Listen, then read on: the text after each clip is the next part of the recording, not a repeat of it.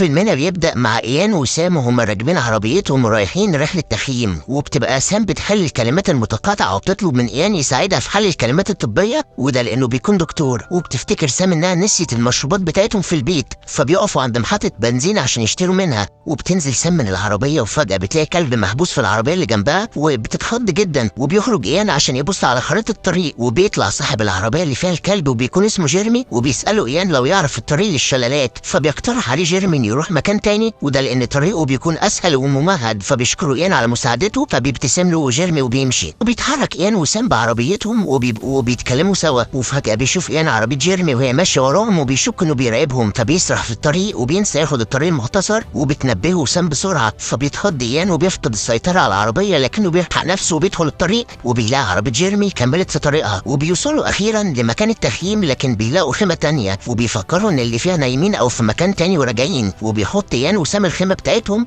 وبعد ما بيخلصوا بيقول لها إيان إنهم فريق كويس، فبتعرض عليه سام إنهم يتجوزوا. وما بيبقاش إيان مصدق نفسه وبيوافق، وبتستأذنه سام عشان تكلم أختها تقول لها، بس بترجع في كلامها وبيقرروا يقضوا الأجازة سوا من غير أي حد تاني. وفي نفس المكان من 3 أيام فاتوا بتبقى الخيمة اللي لقاها إيان وسام فيها أسرة من زوجين هم روب ومارجريت، وطفل اسمه أولي وبنت اسمها إم. وبتبقى البنت واللي اسمها إم انطوائية جدا وبتحب تقعد لوحدها. في يوم جميل بتطلع إم على تلة عالية وبتصور الجبال والصخور والبحيرات، وبترجع وبتلاقي إم مامتها وهي قاعدة مع أخوها الصغير أولي، وبيبقى باباها بيحضر لهم العشاء. وبتسأل مارجريت لو الشلالات بعيدة عن هنا، فبيقول لها إن الوقت بينها وبينها 20 دقيقة، بس بيقول لها إن في مذبحة حصلت هناك. فبتسأله إم عن اللي حصل، فبيقول لها إن المهاجرين مسكوا كل أصحاب المزارع وربطوهم ورموهم من فوق التلة. فبتتخض إم وبتقول لهم إنها مش مستريحة للمكان ده. بتقول لهم الأم إنهم يغيروا الموضوع، فبيقرر روبي يغني لهم أغنية بمناسبة الكريسماس، وبيعزف على الجيتار بتاعه، وبيخلصوا وبيناموا. وفجأة بتسمع مارجريت وروب صوت بنتهم إم، وبيجروا عليها، فبيلاقوها بتحلم بكابوس وخايفة، فبيطمنوها وبيناموا. وفي قرية قريبة من الشلال بيبقى جيرمي عايش في شقة مع صديقه تشوك،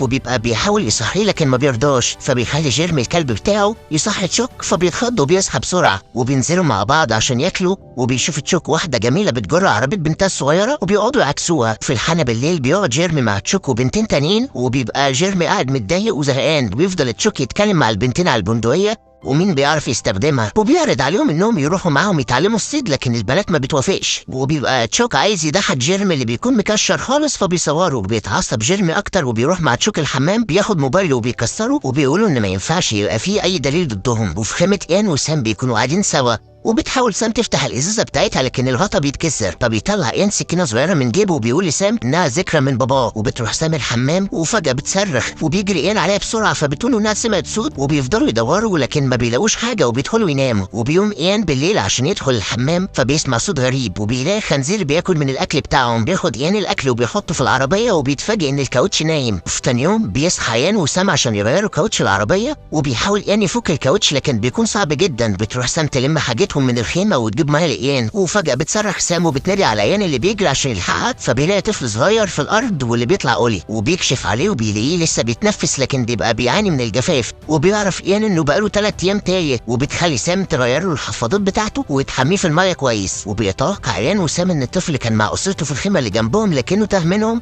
وخرجوا يدوروا عليه. وفي نفس المكان من 3 أيام بيروح روب ومارجريت وأولي يكتشفوا طريق الشلالات، وما بتكونش إما عايزة تروح معاهم وبتفضل قاعدة لوحدها، لكنها فجأة بتحس بخوف، فبتقرر تركب العربية وتقفل على نفسها وبتنام. وبعد 3 أيام في بيت جيرمي وتشوك بيتحرك تشوك بعربيته للغابة، وبيسيب رسالة لجيرمي إنه يروح يصطاد. وبيتعصب جيرمي وبيركب عربيته بسرعة وبيروح وراه، وبيوصل تشوك لعربية إيان وسام اللي بيكونوا قاعدين فيها وبيخططوا هيعملوا إيه. وبيشوفوا تشوك وبيطلبوا منه يوديهم لحارس الغابة عشان يبلغوا عن الطفل، فبيقنعهم تشوك إنهم يتحركوا ناحية الشلالات، وده لأن أكيد أهلهم بيدوروا عليه هناك، وبيقول لهم إن المسافة 10 دقايق. فبيقرر إيان يروح معاه، وبتفضل سام قاعدة مستنية مع الطفل. قبل ما يتحركوا بيلاقوا تشوك بيطلع البندقية بتاعته من العربية وبيسألوه عليها، وبيقول لهم عشان الخنازير. وبتبقى سام قلقانة جدا. وقبل 3 أيام في نفس المكان بيوصل جيرمي وتشوك للعربية اللي إم نايمة فيها، وبيقول جيرمي لتشوك إن دي فرصته، فبيخبط تشوك على أزاز العربية وبتتخض إم وبتقول له يبعد عنها. فبيقعد يعمل لها حركات مخيفة بتضرب إم كلاكس العربية عشان أهلها يسمعوها، وبيسمعها باباها ومامتها، وبيقرر الأب يرجع لها. وبيجي جيرمي يزعل تشوك على اللي هو بيعمل، وبيطلع البندقية اللي معاه وبيوجهها ناحية إم، وبيقولها تنزل من العربية وإلا هيضربها. يضربها. فبتنزل ام من العربيه وهي رافعه ايديها، وبيوصل الاب وبيمسكوا جيرمي وبيكتفوه هو وام، وبيبقى الاب بيقاوم فبيضربوا نار بالبندقيه. بتسمعهم مارجريت اللي بتعرف انهم في خطر، فبترجع للخيمه وبتحط اولي في السرير بتاعه وبتقول له انها ترجع له تاني. بتجري مارجريت بسرعه على تشوك اللي مواجه البندقيه ناحيه بنتها وبتوقعه على الارض وبتحاول تضربه، لكنهم بيكتفوها مع روب وام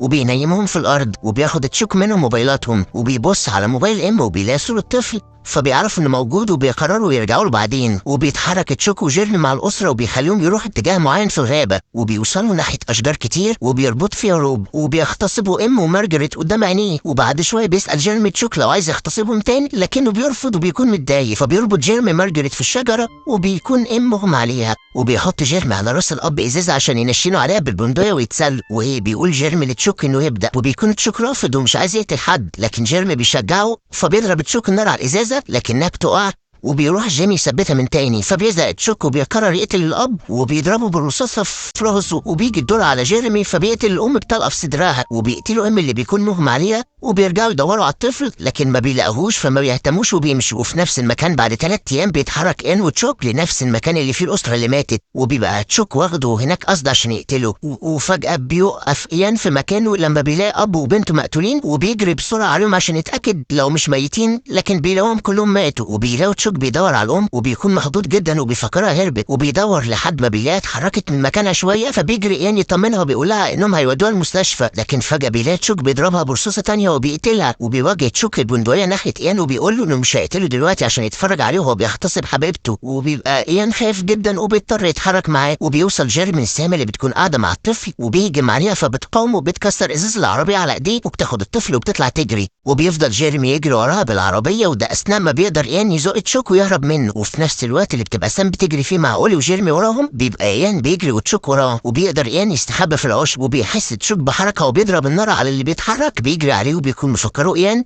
لكنه بيتفاجئ انه جيرمي. وبيلاقي سام مع الطفل فبيتعصب عليها وبياخد منها الطفل، وبترفض سام تديهوله وبتفضل تقاومه، لكنه بياخده منها غصب وبيرميه بعيد. وبتفضل سام تعيط عليه، وبيبقى ايان شايفه من بعيد ومش عارف يعمل ايه. وبيتحرك تشوك مع سام لمكان تاني، فبيجري ايان بسرعه عشان ياخد البندقيه، لكنه بيسمع تشوك رجع تاني فبيرجع تاني لمكانه وبيكون خايف جدا. وبيتكلم تشوك مع جيرمي وبيساله هيعمل ايه، فبيقول له جيرمي انه يقتله لانه متالم جدا. فبيقتله تشوك ببندقيته وبياخد البندقيه التانيه وبيمشي. وبيروح ايان لجثه جيرمي وبيلاقي مفتاح العربيه فبياخده، وبيبقى بيعيط وبيفكر ينقذ سام ازاي. وبيوصل تشوك وسام لمكان الخيمه وبيخليها متعلقه في الشجره، وبيقولها تصرخ لانه بيكون عايز يجذب انتباه ايان، لكنها ما بتوافقش فبيقرر يغتصبها عشان تصرخ، لكنها بتكتم ألمها عشان تحمي ايان. وفجاه بيسمع تشوك صوت العربيه وبيعرف ان ايان اخدها، وبيجري لمكان جثه جيرمي وما بيلاقيش المفتاح. وبتبص سام على مكان اولي وما بتلاقيهوش، فبتعرف ان ايان انقذه. وبيقول تشوك لسام ان حبيبها جبان وهرب وسابها، فبتقول انه مش جبان وانه انقذ الطفل. وبيخليها تشوك تركب مع العربيه عشان يمشي ورا ايان، لكن سام بتفضل تضربه فبيفقد تشوك السيطره على العربيه وبيدخلوا في شجره وبيغمى عليهم. وعند حارس الغابه بيوصل ايان بسرعه وبيطلب المساعده، وبتيجي الشرطه وبتتحرك في كل مكان في الغابه عشان تدور على سام. وبيركب ايان مع الشرطه وهو خايف جدا على حبيبته، وبتفوق سام وبتلاقي نفسها مربوطه في العربيه وتشوك مش موجود، وبتحاول تفك ايدها لكنها ما بتقدرش وبتستسلم وبتفضل تعيط. وفي الغابه بتتحرك عربيات الشرطه وبتدور على سام، واللي بتشوف نور جاي من بعيد فبتنور الكشاف بتاع العربيه وبتشوفها الشرطه. وبيبقى ايان عايز يجري عليها لكن الشرطه بتخليه يفضل مكانه، وبينزل 2 من الشرطه وبيتحركوا بهدوء ناحيه سام. وفجاه بيتضربوا هما الاتنين بالنار، وبيظهر تشوك اللي كان مستنيهم عشان يجمع سام وايان مع بعض. وبيبقى تشوك مصاب بسبب حادثه العربيه وبيهرب، واول ما ايان بيشوفه بيركب بسرعه مكان السواق، لكن قبل ما يتحرك بيضربوا تشوك بالبندقيه في دراعه، وبيقول لسام ان هي اللي هتسوق بيهم. وبتبقى سام في العربيه بتحاول تفك قيودها وبتنجح وبتنزل من العربيه وبتهرب للغابه، لكن بتسمع تشوك وهو بيقول لها انها لو ما نفذتش كلامه هيقتل ايان. وبيفضل يضغط عليها وبيعد ال10 وما بتستحملش سام وبتوافق، وبتروح لايان اللي بينزف وبيقولها تربط دراعه، وبيسالها لو حد اذاها ما بترضاش تقول له. وبتساله عن الطفل فبيقولها انه ما يعرفش عنه حاجه. وبتتصدم سام اللي بتكون فاكره ان هو اللي اخد اولي، وبتتضايق منه لانه بيكون شايف ان تشوك رمى اولي في الارض